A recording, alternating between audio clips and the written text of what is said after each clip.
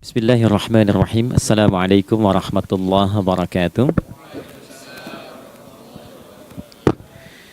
Alhamdulillah wassalatu wassalamu ala Rasulillah Muhammad ibn Abdullah wa ala alihi wa sahbihi wa man walah wa ba'd. Faya ibadallah usi nafsi wa iyyakum bitaqwallah faqad fazal muttaqun fala tamutunna illa wa antum muslimun. Faqala ta'ala Ya ayyuhalladzina amanu taqullaha haqqa tuqatih wa la tamutunna illa wa antum muslimun. Ada satu bagian yang penting amanat Nabi di hadis Muslim pada satu sifat kepemimpinan. Bahwa di antara sifat pemimpin dan yang dipimpin itu harus selalu membangun kekompakan dengan nilai cinta dan doa. Ini yang sering dilupakan. Nabi pernah menyampaikan dan penyampaian ini, hadis ini didokumentasikan oleh Imam Muslim dalam satu kalimat yang singkat, padat tapi mengikat. Khiyaru a'immatikum man tuhibbunahu wa yuhibbunakum. Pemimpin yang baik itu adalah pemimpin yang kalian mencintainya dan ia pun mencintai kalian. Nah, membangun cinta itu salah satu jembatannya dengan doa. Oleh karena itu, di antara doa yang dianjurkan saat Anda memulai pekerjaan, itu bukan hanya untuk pribadi, lancarkan pekerjaan saya, tapi juga sehatkan pimpinan saya, pimpinan mendoakan sehatkan anggota saya, sehingga semua itu melahirkan sifat harmoni yang memberikan kenyamanan dan kebahagiaan dalam bertugas. Nah, izinkan saya mengawali dengan itu dulu, karena itu di antara sunnah yang seringkali terlupakan.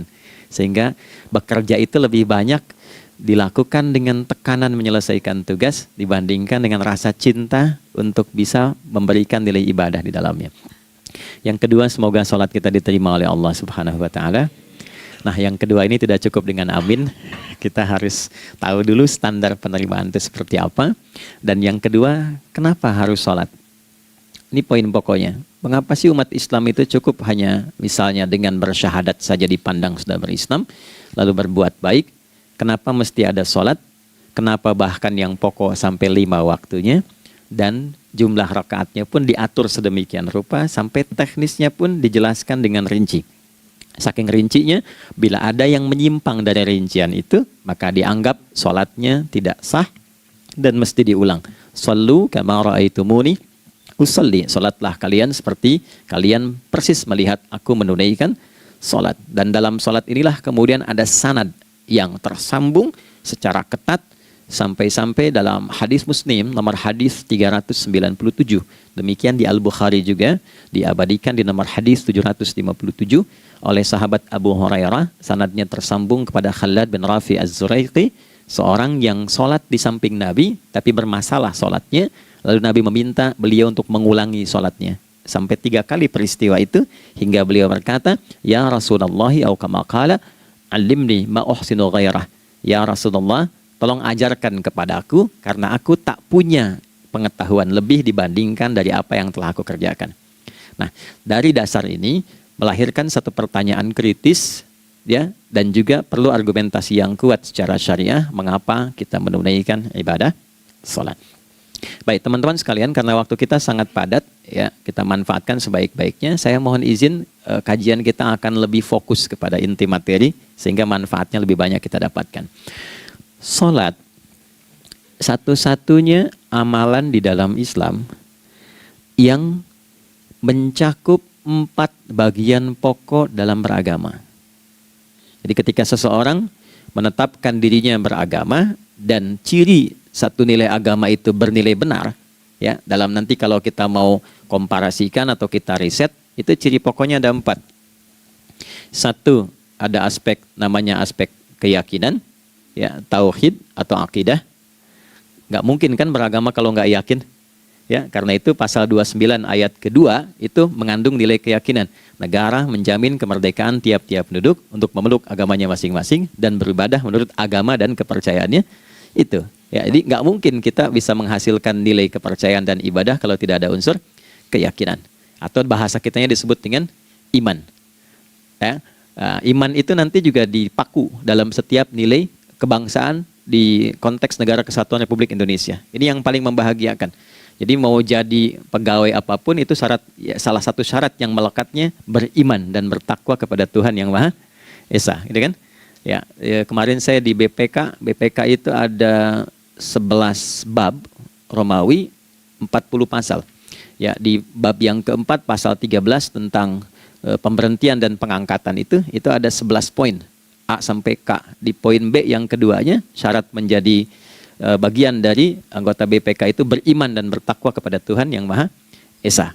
Baik, di Undang-Undang Pendidikan Sisdiknas nomor 20 tahun 2003 itu kalau kita baca dari poin menimbang ada 4, di poin B-nya saja sudah ada iman. Ya, Undang-Undang Dasar 1945 mengamanatkan pemerintah mengusahakan satu sistem pendidikan ya nasional yang meningkatkan keimanan dan ketakwaan pada Tuhan Yang Maha Esa serta akhlak mulia, baru mencerdaskan kehidupan bangsa. Ya, secara singkat, 1, agama dianggap benar kalau ada doktrin keimanan, ada akidah, ada tauhidnya. Yang kedua, ada ibadahnya. Ya, sebagai pembuktian kita beriman, buktinya apa? Ya kan? Saya beriman kepada Tuhan, kita tetapkan, misalnya Allah. Apa pembuktian keberimanan kita kepada Allah? Ya, kan pembuktiannya itu mesti diwujudkan dalam bentuk sikap. Sikap itulah yang disebut dengan ibadah. Nah, konsepsi ini ada di Quran surah ke-20 Thaha di ayat ke-14. Innani anallahu la ilaha illa ana fa'budini. Ya, sungguh aku tegaskan bahwa akulah Allah, satu-satunya Tuhan yang layak dipertuhankan dan disembah. Ketika Anda mempertuhankan aku, fa'budni, maka buktikan kebertuhananmu kepadaku dengan menyembahku. Karena itu namanya Allah punya 2 arti.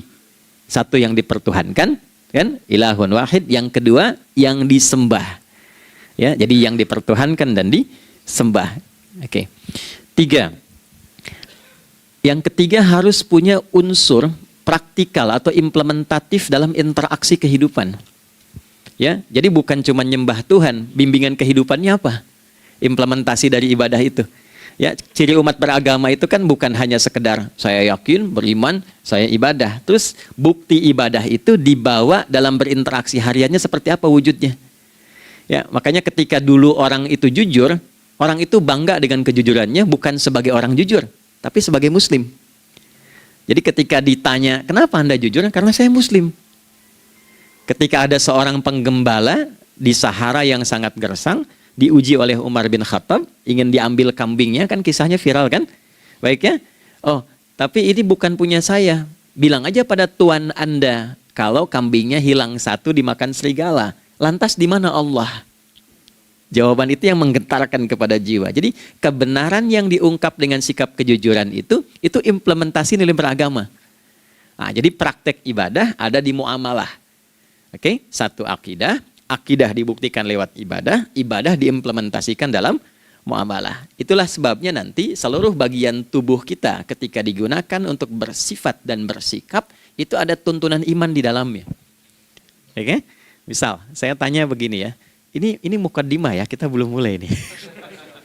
Saya tanya gini, apa fungsi mata? Tuh kan, sudah keliru kan? Nah, kalau hanya melihat, hewan juga melihat. Ya, coba kambing melihat, ya kan? Elang melihat. Lalu apa bedanya fungsi mata kita dengan mata hewan? Ternyata ketika kita meriset ayat-ayat Al-Quran terkait dengan fungsi tubuh kita, itu rata-rata dibuka dengan iman dulu. Quran surah 24, surah Cahaya, ayat 30 untuk laki-laki, 31 untuk perempuan. Qul lil mu'minin. Ya Muhammad, katakan, viralkan pada pria-pria yang menyatakan dirinya telah beriman. Yaghuddu min absarihim. Gunakan pandangannya itu yang dibimbing oleh imannya untuk melihat yang baik saja menurut standar imannya. Jadi kalau menurut imannya tak baik, nggak boleh dilihat.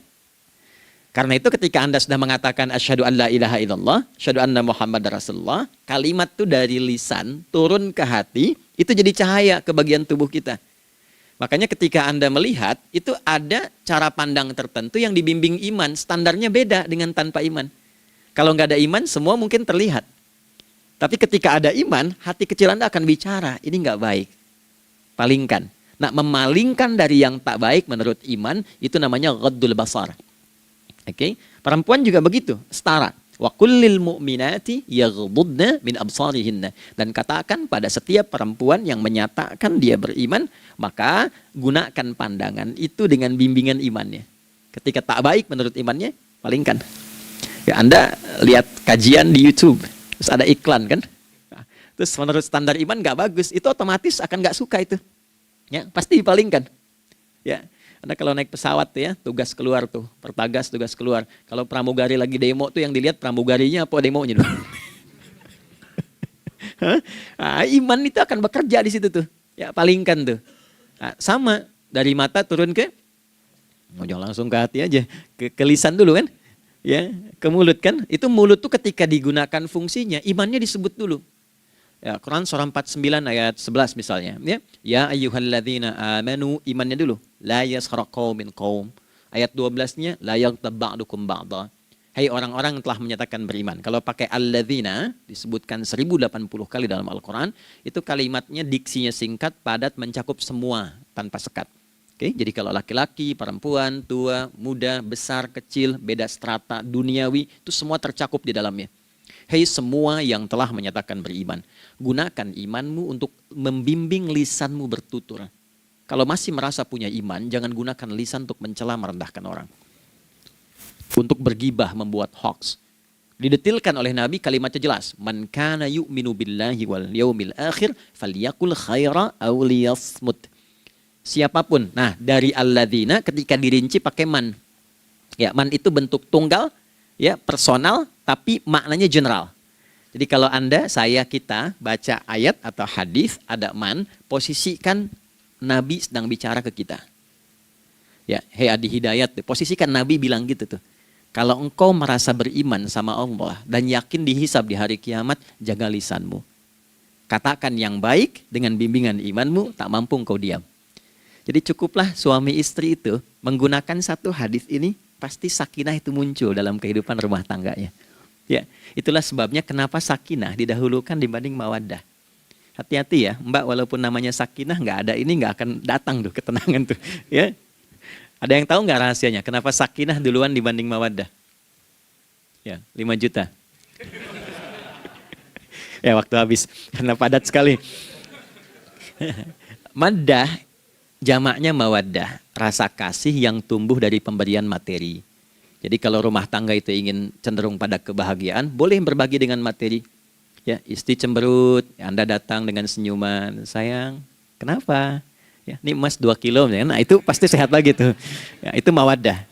Tapi maaf, walaupun Anda mapan bekerja, harta cukup melimpah, ruah, tapi tidak ada ketenangan di rumah tangga, tidak ada sakinah, maka hampa kehidupan rumah tangga itu. Itulah sebabnya kenapa di Quran sakinah lebih dulu dibandingkan dengan mawaddah. Saya tanya ibu deh, ibu pilih mana? Kaya tapi gelisah atau miskin tapi tenang? Oke. Saya paham itu. Saya paham. Suami juga sepakat semuanya. Ya, artinya apa? Kita nggak bisa menghilangkan unsur ketenangan. Oke, itu hanya pembuktian argumentatif ya, supaya kajiannya lebih kepada argumen. Jadi ada akidah terkorelasi dengan ibadah, implementasinya di aspek muamalah. Nah, nanti cara bermuamalahnya diatur lewat akhlak namanya. Bagaimana bermuamalah yang baik? Kan Anda, maaf ya, berekspresi kepada pimpinan dengan kawan kan berbeda. Oke, kepada orang tua dengan anak kan lain. Nah, yang mengatur interaksi kita sehingga terjalin harmoni yang baik, itulah yang disebut dengan akhlak. Nah, 4 poin inilah yang menjadi inti dakwah Nabi SAW ketika diutus oleh Allah Subhanahu wa Ta'ala. Memastikan 4 ini bisa optimal kita lakukan dalam kehidupan. Bonusnya yang kelima, selalu meningkatkan inovasi sehingga selalu mendapatkan hal baru dalam kehidupan. 5 ini digabungkan di Quran surah kedua Al-Baqarah di ayat 151. Kama arsalna fikum rasulam minkum yatslu alaikum ayatina. 1, oke, wa yuzakkikum. 2, akhlak. Wa yuallimukumul kitaba. 3, wal hikmah. 4, 5, wa yuallimukum ma lam takunu ta'lamun. Kelima-limanya ini digambarkanlah dalam bentuk ibadah yang melatih kita sebagai pondasi awal menuju dan memantapkan 5 hal ini, yaitu sholat. Itulah sebabnya kenapa sholat yang pokok dilakukan 5 waktu dalam sehari untuk mewujudkan 5 hal ini dalam kehidupan, dan satu-satunya ibadah yang mengumpulkan 5 aspek ini dalam prakteknya hanya sholat. Hanya sholat. Oke. Mari kita detilkan, kita rinci, dan di sini kita akan mulai kajian kita. Yang tadi mukaddimah ya. Baik, kita punya 30 menit. Wah, padat sekali. Bismillahirrahmanirrahim. Satu, salat adalah perwujudan iman seorang hamba. Karena itulah kalimat salat pertama kali disebutkan dalam Al-Quran, itu letaknya setelah kalimat iman. Al-Baqarah ayat 3, alladzina yu'minuna bil ghaibi wa yuqimunas shalah. Orang-orang yang telah menyatakan beriman dan konsisten menjaga imannya. Beda alladzina amanu dengan yu'minun. Amanu telah beriman. Tapi kalau dia komitmen dan konsisten terus menjaga imannya sampai saat dia berpulang pada Tuhannya, maka berubah nanti bentuknya kalau di bahasa Arab jadi mudhari'. Kalau di bahasa Inggris kan tuh punya 3 arti. Present, continuous, and future. Jadi kalaupun sekarang terus berlangsung sampai masa depan pun saya tetap akan beriman. Nah, pembuktian untuk menjaga iman itu pembuktian utamanya pada sholat. Itulah sebabnya satu-satunya amal ibadah dari rukun Islam yang 5 itu, ya, satu-satunya amal ibadah yang disebut iman dalam Al-Quran hanya sholat. Teman-teman boleh buka Quran surah kedua Al-Baqarah di ayat 143. Ya, di pertengahan ke ujung ayatnya. Saya percepat. Wa ma kana Allahu liyudhi'a imanakum. Dan Allah nggak akan pernah menyia-nyiakan sholat seseorang yang dikerjakan karena imannya. Ayat ini turun, ketika ada terjadi pergantian arah kiblat. Dari yang tadinya semula ke Masjidil Aqsa, lalu berputar 180 derajat, beralih ke Masjidil Haram. Nabi sedang berada di luar Madinah. Madinah tempo dulu, wilayahnya nggak seluas cakupan sekarang. Oke, kalau diilustrasikan, area sekitaran Masjid Nabawi sekarang itulah Madinah lah. Di luar itu sudah di luarnya. Nah, Nabi sedang sholat, riwayatnya banyak menyebutkan, ada yang mengatakan zuhur, ada asar, ada maghrib. Di pertengahan itu turunlah Al-Baqarah ayat 144. Qad nara taqalluba wajhika fis sama' falanuwalliyannaka qiblatan tardaha fawalli wajhaka syatral masjidil haram. Maka berputarlah dengan turunnya ayat ini 180 derajat menghadap ke arah Masjid Al-Haram. Problemnya adalah ketika Nabi dan pengiring beliau kembali ke Madinah, area Masjid Nabawi, kan nggak semua masyarakat ikut. Maka virallah informasi itu bahwa kiblat telah beralih ke kiblat awal, yaitu Ka'bah Al-Musyarrafah. Maka penduduk panik pada saat itu. Status sholat kami yang tadi dikerjakan bagaimana? Karena sedang nggak bisa diulang, sudah pindah waktu. Maka turunlah kemudian firman Allah yang Al-Baqarah 143 itu, wa ma kana Allahu liyudhi'a imanakum. Karena engkau mengerjakan sholat itu dengan imanmu, maka Allah nggak menyia-nyiakan imanmu itu. Maksudnya apa? Walaupun arah kiblatnya tidak tahu mengarah kepada sisi yang belum berubah, tetap dihitung pahalanya sempurna karena imannya. Nah, ini nanti yang menjadi landasan turunnya Al-Baqarah ayat 115. Walillahil masyriq wal maghrib fa aina ma tuwallu fa thamma wajhullah. Kalau Anda sedang tugas nanti di lapangan, lalu sulit menemukan arah kiblat. Aplikasi susah karena sinyal nggak masuk misalnya. Oke, kemudian juga matahari agak remang-remang sehingga sulit untuk terlihat patokannya. Maka dengan keyakinan, dengan iman itu, menghadaplah ke arah yang kita yakini, maka berlakulah Al-Baqarah 115. Di saat itu diterima amal ibadah kita sama dengan yang menghadap kiblat dengan dasar imannya.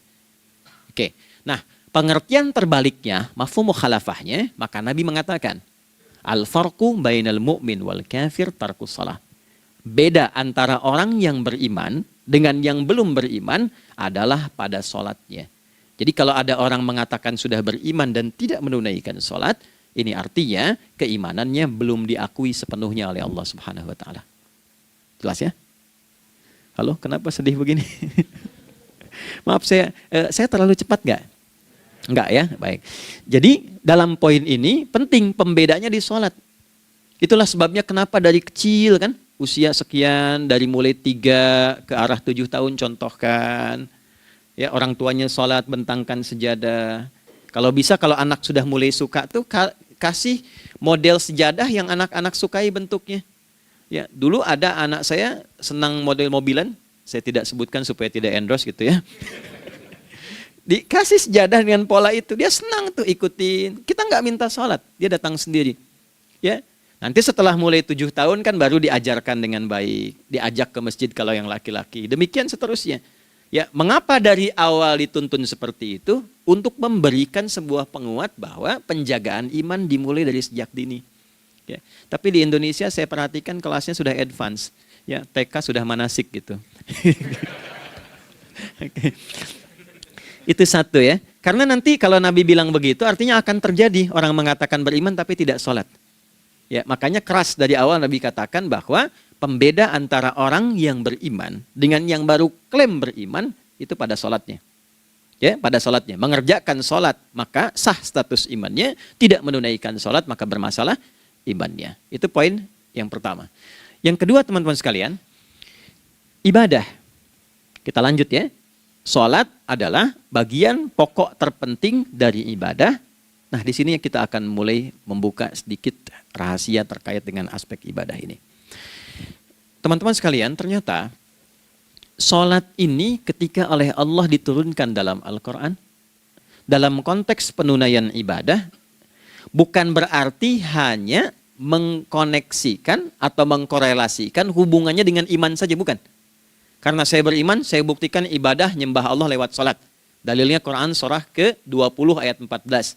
Innani anallah la ilaha illa ana. Aku tegaskan akulah Allah, nggak ada Tuhan yang layak dipertuhankan dan disembah kecuali saya. Fa'budni, kalau Anda telah menyatakan beriman padaku, buktikan keberimananmu dengan menyembah saya dalam ibadah. Bentuknya bagaimana ya Allah? Teruskan ayatnya. Wa aqimis sholata. Tunaikan sholat sebagai bukti ibadah. Itu li dzikri, sebagai zikir kepadaku. Jadi korelasi antara ibadah dengan iman, sudah kita sebutkan dalilnya. Sekarang ibadahnya tersendiri ketika ditunaikan, apa manfaat dari ibadah itu? Mengapa mesti ada 5 waktu? Dan apa turunan manfaatnya dalam kehidupan kita? Kalau kita mengerjakan itu, dampaknya kepada kehidupan kita apa?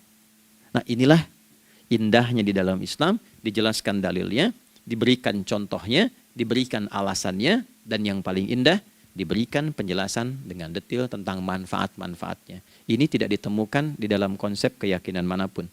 Kalau teman-teman boleh mau riset silahkan. Ada nggak satu keyakinan agama tertentu yang dari ibadahnya itu diatur?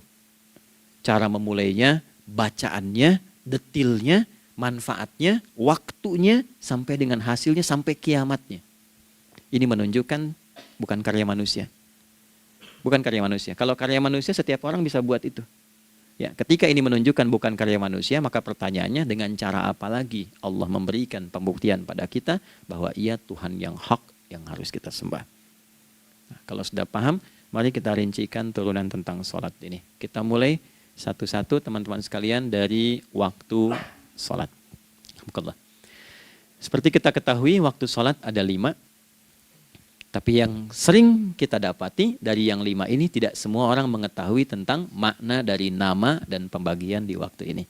Yuk kita mulai rincikan. Sholat yang pertama namanya apa? Gak usah khawatir, menang gak dapat hadiah kalau benar. Salah juga keterlaluan.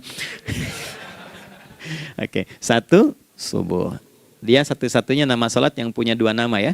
Subuh dan fajar. Oke, Pak Fajar, Pak waktu sholat. 2, zuhur. 3, asar. 4, maghrib. 5, isya. Oke, rumus hitungannya 24, 4, 3, 4. Ya. Rumus bilangannya 24, 4, 3, 4. Kalau mau tanya nomor koneksi dengan Allah, 24, 4, 3, 4, 2 subuh, 4 zuhur, 4 asar, 3 maghrib, 4 isya. Oke, pertanyaannya, apa artinya nama itu? Selama ini jangan-jangan kita hanya tahu namanya, tapi tidak memahami maknanya. Itu poinnya. Oke, sekarang mari kita mulai. Izin saya tidak punya kemampuan untuk menuliskan, ya, karena memang saat ini terbatas, tapi kalau diperkenankan bisa kita coba uraikan sedikit. Baik. Ya, bismillah, jazakallah khair. Mohon fokus baik-baik karena waktunya tinggal 21 menit lagi. Izin saya pastikan dulu ya supaya terlihat dengan baik. Ibu kelihatan di sana? Bagus. Saya kira tuh hanya di Sumbawa Barat. Ternyata di Pertagas pun perempuan-perempuannya imannya luar biasa. Maksudnya belum saya tulis sudah kelihatan. Ya, imannya luar biasa. Oke, kita mulai dari yang pertama ya, 5 waktu sholat. Kita mulai dari 1 dulu. Subuh, teman-teman saya turunkan dulu ya. Izinkan saya tulis pakai bahasa Arab dulu supaya gampang. 1, dia punya 2 nama. Yang ke Arab ya, kalau yang gini angka Hindi. Anda yang di admin di komputer pasti tahu. Ada Fajr. Kata subuh ditemukan di Al-Quran surah ke-81 At-Takwir ayat 18. Kalau keliru tolong diingatkan. Was-subhi idza tanaffas. Quran surah 81 ayat 18. Ya. Nggak usah di ilmu utak-atik ya. Oh ini kenapa 81 kalau dibalik 18? Itu cocok logi. Ya, abaikan aja itu. Ya. Fajar agak banyak di Quran terkait dengan nama sholatnya ada di Quran surah ke-17 di ayat 78. Aqimis salata liduluki syamsi ila ghasaqil laili wa qur'anal fajr. Inna qur'anal fajri kana masyhuda. Yuk kita mulai ke maknanya dulu. Ingat rumusnya ya. Rumusnya ini selalu begini rumusnya. Aqidah selalu punya korelasi dengan ibadah. Ibadah selalu punya korelasi dengan muamalah, interaksi harian kita. Muamalah hiasannya adalah akhlak. Nah, barulah kemudian di sini muncul inovasi dalam kehidupan, hal yang baru. Hidup ya, yang mengacu pada 2 kebahagiaan yaitu dunia dan akhirat. Ya, konsepsi ini nanti ditemukan di Quran surah ke-2 Al-Baqarah ayat 201 dan menjadi doa paling favorit umat Islam Indonesia saat ini. Rabbana atina fid dunya fil akhirati. Oke, ya cukup. Subuh. Ini rumus dasarnya. Dari akidah kita beriman, pembuktian imannya lewat ibadah sholat. Apa hubungan sholat dengan aktivitas harian kita? Subuh asalnya terkorelasi dengan kata asbah. Oke? Asbah itu asalnya sesuatu yang sudah siap dengan rencana yang matang. Baik, orang Arab tuh kalau bertanya begini, kaifa asbahta ya akhi? Kaifa asbahti ya ukhti? Bagaimana kabarmu di pagi ini? Itu bukan hanya nanya kabar kesehatan. Beda dengan kaifa haluk, beda. Ya, itu bertanya, bagaimana kabarmu hari ini? Aktivitasmu bagaimana? Lancar, sudah siap, planning bagus, dan sebagainya.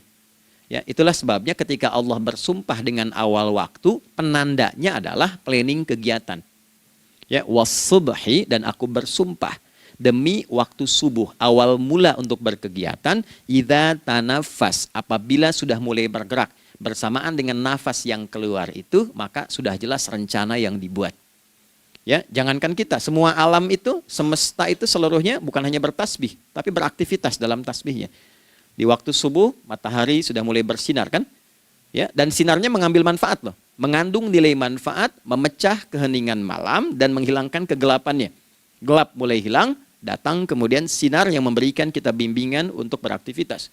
Tumbuhan dimulai waktu itu sudah mengeluarkan oksigen, menyerap karbon dioksida. Saya waktu di Utrecht, di Delft di Belanda, ya, saya coba ingin membuktikan. Kan adzan nggak terdengar keluar ya. Jadi sebelum waktu subuh itu saya keluar, kebetulan flatnya waktu itu dekat area hutan yang agak rimbun, enak gitu, udaranya bagus. Itu sebelum subuh terasa karbon dioksida. Walaupun cuma beda hampir 1 menit.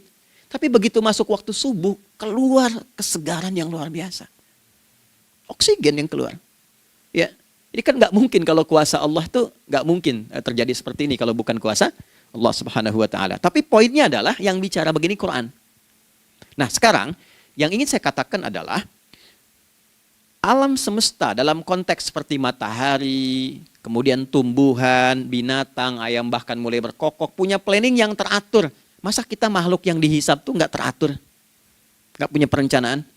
Maka subuh itu mengajarkan kepada kita, jangan sampai ada orang Islam yang punya keimanan, lalu menunaikan sholat, diajarkanlah oleh Allah, setiap masuk subuh itu harus punya agenda yang jelas.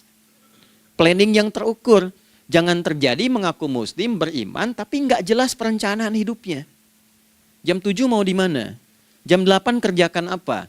Anda dari sini ketemu 7 ke 4 atau setengah 8 ke setengah 5, 8 jam kerja. Oke, berangkat jam berapa? Petakan di jalan macetnya di sebelah mana? Ukur sampai kantor tiba jam berapa? Apa yang mau dikerjakan di kantor? Itulah Islam, itulah subuh. Sehingga tidak ada satupun orang Islam di era Nabi mengajarkan beraktivitas kecuali terukur dan teratur. Bahkan Nabi memulai itu evaluasinya di malam hari.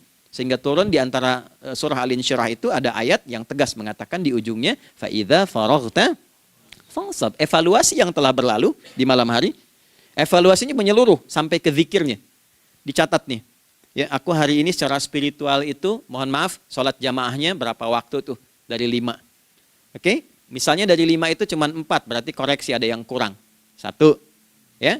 Yang kedua, secara intelektual sudah berapa bacaan yang dibaca saat ini?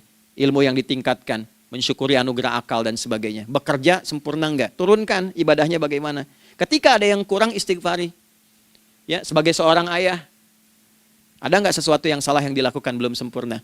Sebagai seorang ibu, anak dan sebagainya, istighfar. Itulah sebabnya sebelum tidur Nabi ajarkan istighfar. Yang kita tahu 70 kali kan? 100 kali. Yang saya tanya, 1 ke 70 itu istighfar apa saja? Apakah hanya bilangan di lisan? Atau dari lisan diingatkan oleh pikiran, ditembuskan ke hati? Istighfar sebagai seorang ayah yang kurang maksimal melihat anak dengan baik. Anda boleh punya jabatan di kantor, boleh direktur, boleh manajer, boleh macam-macam. Tapi ketika Anda pulang, Anda seorang ayah. Saya di Timur Tengah disebut syekh, di sini dipanggil kiai, dipanggil ustadz. Pulang ke rumah, anak saya nggak kenal itu semua. Anak saya nggak peduli itu semua. Belum pernah seumur-umur saya mengajar. Lalu saya pulang, anak saya menunggu depan pintu dan memanggil, Kiai. Tidak ada. Dia ingin ayahnya. Dia ingin ayahnya. Oke. Kenapa nggak kita hadirkan istighfar pertama kita itu karena kita kurang perhatian. Kurang perhatian kepada anak misalnya. Saya kalau pulang tengah malam dan semua tertidur, saya lihat satu-satu.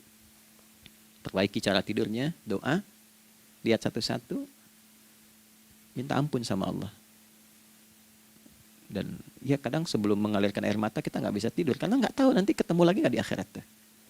Ya, itu poin yang paling penting. Nah, jadi istighfar pertama tuh untuk diri kita ketaatan pada Allah, untuk diri kita sebagai anak pada orang tua, sebagai suami punya tanggung jawab istri atau sebaliknya, demikian seterusnya. Nah itu kalau sudah kita bisa lakukan, dievaluasi, direncanakan besoknya.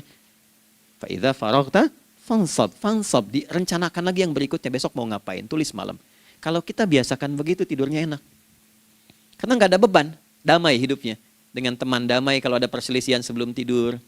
Ya, jadi nggak ada orang mengigau itu masalah-masalah kehidupan dunia yang belum tuntas. Ini dunia saat terjaga bermasalah, saat tidur pun masih bermasalah. Gara-gara kamu nih, kapan istirahatnya? Ya. Nah, ketika kita bangun dari subuh itu, maka rencana yang sudah kita siapkan itu teman-teman sekalian dibawa menghadap Allah supaya minta kemudahan. Minta kelancaran, minta pendampingan, minta bimbingan. Itulah sebabnya kita dipanggil sholat di awal waktu. Supaya rencana yang sudah kita siapkan itu minta taufiknya, persetujuan dan perlindungan dari Allah. Inilah yang menjadikan rahasia umumnya para sahabat memulai berkegiatan sejak dari masjid. Teman-teman boleh riset deh, hadis-hadis tentang sholatnya, sahabat dan kaitannya dengan syuruk dan pekerjaan. Rata-rata memulai dari masjid. Mereka tungguin, evaluasi, begitu siap, syuruk, minta sama Allah, berangkat. Saya mau kasih satu rahasia ya. Boleh jadi ijazah, tapi ini diantara kita aja ya. Anda boleh lakukan, berangkat ke masjid itu dengan baik. Terus minta misalnya, ya Allah, Kau perintahkan aku untuk berikhtiar, sekarang aku lakukan. Kau perintahkan aku untuk merencanakan, sekarang aku ikhtiarkan. Mohon lindungi, mudahkan, dan berikan bimbingan terbaik untuk mendapatkan hal yang wajar, halal, baik, dan kau ridhai. Anda berangkat. Pulang, sebelum nyampe rumah, mampir dulu ke masjid. Masjid terdekat dari rumah aja. Sholat 2 rakaat, situ. Ya, sholatnya bisa sholat wudhu, tahiyatul masjid, dan sebagainya. Setelah itu pulang. Doa dulu habis sholat, ya Allah, aku telah berikhtiar seperti apa yang telah Engkau perintahkan. Sekarang aku memohon rizki darimu seperti apa yang telah Engkau janjikan. Kalau dengan semua ikhtiar ini belum cukup menurunkan rizki darimu, maka mohon tunjukkan padaku saat ini dengan cara apa lagi aku mesti berikhtiar. Oke? Silahkan Anda pulang dengan suasana itu ke rumah dan lihat apa yang terjadi. Rasakan bedanya bedakan rasanya dan pasti terasa bedanya. Gak ada kesan yang lain pada jiwa. Jadi yang dibawa ke rumah itu bukan aura kantor. Bukan aura jalan yang macet. Tapi ada ketenangan, kenyamanan, dan kenikmatan. Kalau teman-teman mau pakai sunnah sahabat ini dalam dunia pekerjaan, dan Anda lakukan coba sehari ini saja, rasanya pasti beda. Ya, ini bagian pertama. Nah, ketika kita ingin datang menghadap Allah, dan mulai membawa rencana kita, kan perlu isyaratnya kan, kapan dimulai? Gak bisa tiba-tiba saya bangun jam 3 langsung sholat subuh, kan tidak begitu. Ya kan? Mesti ada satu sinyal dulu, yang dari sinyal itu ada feedback pada diri kita untuk merespon, gitu kan? Nah, pancaran respon atas sesuatu yang memancar akibat satu hal yang terjadi, kalau di gaya itu kan kalau ada gaya gerak, gaya dorong kan? Ya, kalau nggak salah F1 sama dengan F2 kan? Nah, gaya gerak sama dengan gaya dorong. Geraknya dikit, bunyinya kecil kan? Kencang bunyinya, kencang. Terus ada F berbanding lurus dengan P, hukum Pascalnya. Gaya berbanding lurus dengan tekanan, kan? Semakin banyak gaya, semakin tertekan. Nah, respon yang muncul ketika ada satu misalnya gaya, tapi responnya sifatnya materi sifatnya. Ya, misal kalau Anda mau mengebor air, kan? Kemudian keluar terpancar tuh dari bawah itu keluar misalnya air. Nah, itu namanya infajar. Infajar. Dalilnya Quran surah kedua ayat 60. Wa idzistasqa Musa liqaumihi faqulna idrib bi'asakal hajar fanfajarat min husnata asyrata aina. Nabi Musa kata Allah itu kaummu 12 suku minta mata air. Dan enggak tanggung, setiap sukunya minta satu, katanya supaya enggak rebutan. Maka Allah firmankan, pukulkan tongkatmu yang kayu. Lihat diksinya detil sekali. Pukulkan tongkatmu yang kayu ke batu itu, maka batu itu akan terbelah dan mengeluarkan pancaran 12 mata air. Ya, tongkat kayu dipukulkan ke batu, batunya yang hancur. Karena Musa seorang nabi, gitu kan? Anda punya tongkat emas, pukulkan ke batu, maka keluar 12 air mata. Gitu ya. Nah ini, infajar. Kalau respon yang keluar itu respon buruk. Misal dalam nafsu, kan suka ada trigger ya yang memancing respon, terus nafsu keluar kan? Ya, apa saja itu? Lihat gambar yang nggak bagus, nafsu keluar, gitu kan? Lihat sendal bagus, nafsu keluar, macam-macam ya. Nah itu fujur namanya, fujur. Hurufnya masih sama, cuma bentuknya berbeda. Fa, jimnya masih ada waw, ada ra-nya, fujur. Quran surah 91 di ayat 7-10. Wa nafsi wa ma sawwaha fa alhamaha fujuraha wa taqwaha. Fujur tembus ke nafas, nafas memerintahkan yang buruk disebut su. Nafas ketemu su jadi nafsu. Makanya nama lain fujur itu nafsu. Dalilnya Quran surah 12 ayat 53. Wa ma ubarni'u nafsi innan nafsa la'ammaratun bisu. Ya, la'ammaratun bisu'i illa ma rahima rabbi. Oke, nafas ketemu su. Teruskan. Tapi kalau pancarannya pada sifat yang baik. Oke? Membelah sesuatu yang gelap menjadi baik, terbuka, memancarkan respon panggilan yang baik, maka berubah katanya menjadi fajar. Oke? Matahari diperintahkan oleh Allah, diperintahkan membelah kegelapan malam. Keluarlah sinar pertamanya, disebutlah fajar. Kenapa? Karena ada respon kebaikan keluar darinya. Baik, perhatikan baik-baik Quran surah kedua ayat 187. Wa kulu washrabu hatta yatabayyana lakumul khaytul abyadu minal khaytil aswadi minal fajar. Itu untuk matahari. Kita lagi tidur enak-enak, sudah nyiapin rencana malam-malam. Tiba-tiba ada panggilan. Allahu Akbar, Allahu Akbar. Itulah tandanya hati kita mengkonfirmasi iman kita dalam diri kita. Cepat, sudah adzan. Pernah begitu? Nah, konfirmasi itulah dalam bahasa lain yang disebut dengan fajar namanya. Datang. Jadi waktunya matahari membelah disebut dengan fajar, konfirmasinya pun disebut dengan apa? Fajar. Ya, jadi bersamaan waktunya dengan dua hal itu. Datanglah panggilan. Itu yang dimaksud Quran, hubungan iman dengan konfirmasinya sampai ke sholatnya ada di Quran surah 8 ayat 2. Innamal mu'minuna iman. Alladzina idza dzukirallahu adzan. Wajilat qulubuhum iman. Jadi begitu ciri iman itu ada dalam jiwa, dipanggil lewat adzan, kan? Allahu Akbar, langsung merespon, ya Allah sudah adzan. Walaupun setelah adzan ada lagi getaran, baru adzan belum qomat gitu kan. Nah, misal ya. Nah, tapi inilah fajar. Jadi maksudnya rencana Anda ini agak jarang dibahas ya. Mohon maaf, ilmu ini agak jarang. Jadi jangan Anda bilang saya bid'ah, bukan. Ya, bukunya ada, referensinya ada. Cuman karena jarang dikaji, jangan sampai kekurangan pengetahuan menghukumi yang tahu jadi salah gitu. Ini poinnya. Jadi saya kalau bahas satu masalah, itu bukunya saya kumpulkan. Tafsir awal sampai akhir yang ada apa, buku-buku tentang sholat apa, baru kita keluarkan. Jadi bagian topik-topik tertentu yang dibahas. Problemnya ketika membahas tentang ibadah cuma dua. Satu, tentang bacaan, doanya apa. Yang kedua, tentang gerakan, bagaimana mengerjakannya. Yang ketiga, jarang dibahas hikmahnya apa. Padahal rumus dalam ibadah itu dalam fikih tiga-tiga mesti dipakai. Ini Quran surah kedua ayat berapa? Ayat 129. Rabbana wab'ats fihim rasulan minhum yatlu 'alaihim ayatika, ini wa yu'allimuhumul kitaba, ini wal hikmah, ini. Barulah kita mendapatkan sesuatu yang baru. Ya, ini. Wa yuzakkikum, dan di 151 Al-Baqarah wa yu'allimukum ma lam takunu ta'lamun. Jadi ini bukan ilmu yang baru, bukan, belum tahu saja. Jadi selama ini yang kita kerjakan jangan sampai terbatas pada ritualnya saja untuk mencukupkan ini. Hubungan ritual dengan ini apa gitu. Ya, jadi subuh ini mengkonfirmasi bahwa ada satu keteraturan dalam kegiatan kita. Ya, alhamdulillah. 2, siang. Oke, setelah subuh, fajar, salat apa? Zuhur. Oke, saya tanya pada Anda, zuhur itu artinya apa? Sudah, cukup katakan Allahu a'lam. Waktunya terbatas ya. Sahabat ditanya nggak tahu Allahu a'lam. Anda sahabat bukan, tabi'in bukan. Zuhur. Waktu tinggal 4 menit lagi.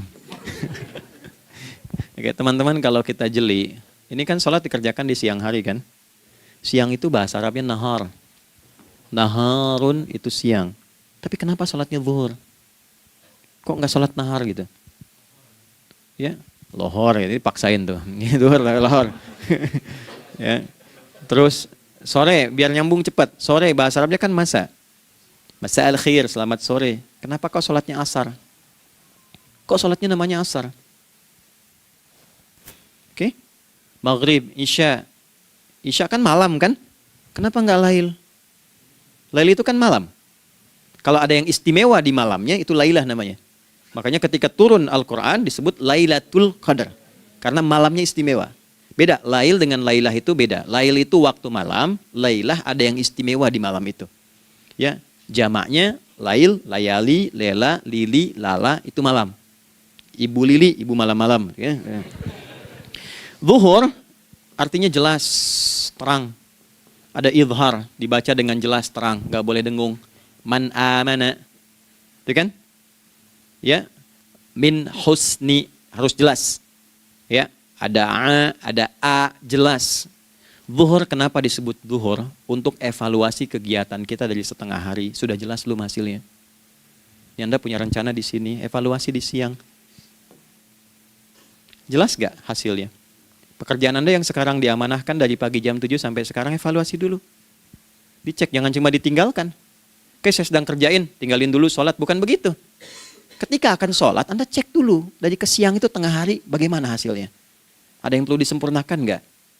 Ya, ketika ide-idenya mulai mentok, ada yang belum selesai, datang dulu sholat, tenang lagi. Saat tenang itulah dirumuskan kembali pelan-pelan. Kan lumayan dari jam 12 sampai jam 1. Diisi dengan baik, dilihat. Itu baru dunia ini. Kan kita ngejar ini juga. Karena nanti ayat 200-nya, ada yang cuma ngejar ini. Wa minan nasi may yaqulu rabbana atina fid dunya. Bukan, kalau nggak hafal diam aja. Wa minan nasi may yaqulu rabbana atina fid dunya wa ma lahu fil akhirati min khalaq.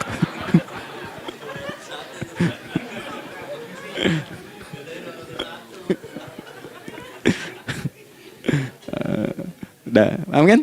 Dan di antara manusia ada yang fokusnya hanya dunia yang dikejar. Sehingga nggak kebagian akhiratnya. Padahal dia tahu dia mau pulang. Yang lebih aneh lagi, pengen pulang surganya Firdaus dekat dengan Nabi. Tapi tiap hari kerjakan dunia. Dunia lagi, berangkat gelap, pulang gelap. Terus meninggal gelap juga. Ini kan repot. Nah, maka mesti investasi kan. Anda kalau tugas keluar kan, apalagi keluar negeri kan hukumnya beda. Bekalnya pun tidak sama. Anda tugas ke Amerika, mata uangnya sudah beda. Hukumnya sudah beda. Terus pengen pindah ke alam barzah, pengen hukumnya sama dengan dunia, mustahil. Ya, Makanya dimensinya beda, keadaannya tidak sama. Baju yang dipakai kan beda. Barang-barangnya nggak sama. Makanya disebut telah meninggal dunia, meninggalkan semua yang melekat pada dunia. Pindah ke alam lain, persiapan menuju titik akhir yang tidak ada ujungnya lagi. Nggak ada pembuka lagi. Jadi sudah ujung begini, nggak ada ruang lagi yang lain. Itu akhirat namanya. Makanya di sini cuma 2 pilihannya.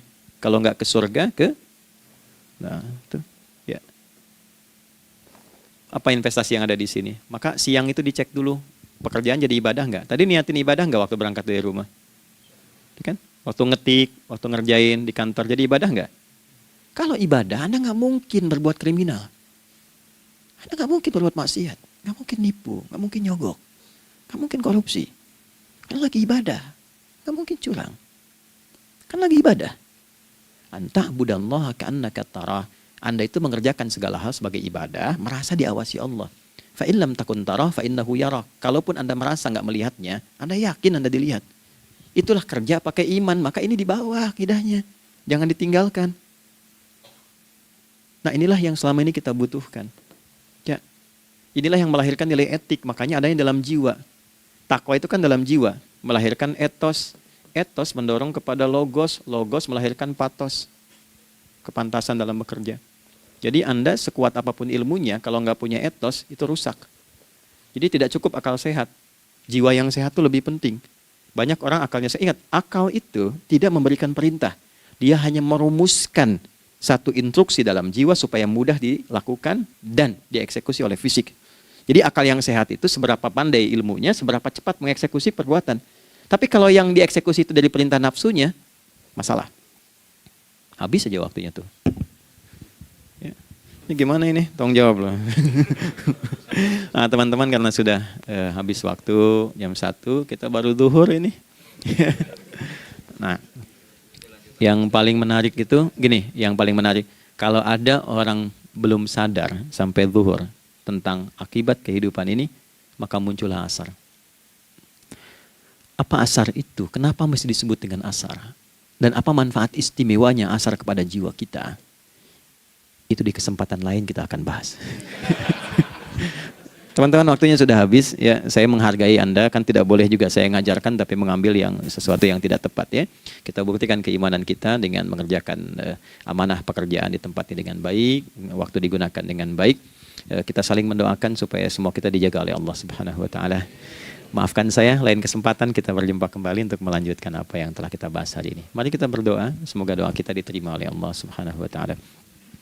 Allahumma taqabbal minna innaka antas sami'ul alim wa tub 'alaina innaka antat tawwabur rahim. Nahmaduka kama 'allamtana an nahmadak wa nashkuruka syukran kama 'allamtana an nashkurak. Antal muqaddim wa antal muakhir bi yadikal khair innaka 'ala kulli syai'in qadir. Ya Allah, kami memujimu seperti Engkau mengajarkan kami untuk memuji dan bersyukur atas segala nikmat-Mu seperti Engkau bimbing kami untuk mensyukuri segala nikmat-Mu. Allahumma salli wa sallim wa barik ala habibikal karim rasulikal mustafa al-amin sayyidina Muhammadin wa ala alihi wa sahbihi ajma'in. Ya Allah, anugerahkan kami kemampuan untuk terus bersalawat pada Rasulullah, sehingga dengan itu kami mendapatkan kemampuan yang baik untuk meneladani kemuliaan beliau dalam beraktivitas kehidupan. Rabbana la tada' lana fi maqamina hadza dhanban illa ghafartah. Ya Allah, jika ada pendosa hadir di ruangan ini atau terhubung dalam kajian ini, maka jangan biarkan ya Allah ia meninggalkan tempat ini dan kajian ini kecuali Engkau telah ampuni seluruh dosa-dosanya. Wala hamman illa farajtah. Ya Allah, jika ada satu di antara kami yang menghadiri kajian ini membawa kegelisahan, maka mohon tenangkan keadaan hatinya.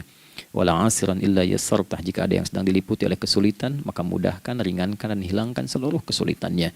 Wala maridan illa syafaitah. Dan bila ada di antara kami yang diuji dengan penyakit, maka mohon angkat dan sembuhkan penyakitnya. Rabbana atina fid dunya hasanah wa fil akhirati hasanah wa qina adzabannar. Wa sallallahu ala sayyidina Muhammad wa ala alihi wa sahbihi ajma'in. Wa akhiru da'wana subhanakallahumma rabbana wa bihamdika nashhadu an la ilaha illa anta nastaghfiruka wa natubu ilaik. Walhamdulillahi rabbil alamin. Nasrun minallah fathun qarib wa basyiril mu'minin. Terima kasih untuk semuanya. Mohon maaf kami langsung pamit. Assalamualaikum warahmatullahi wabarakatuh.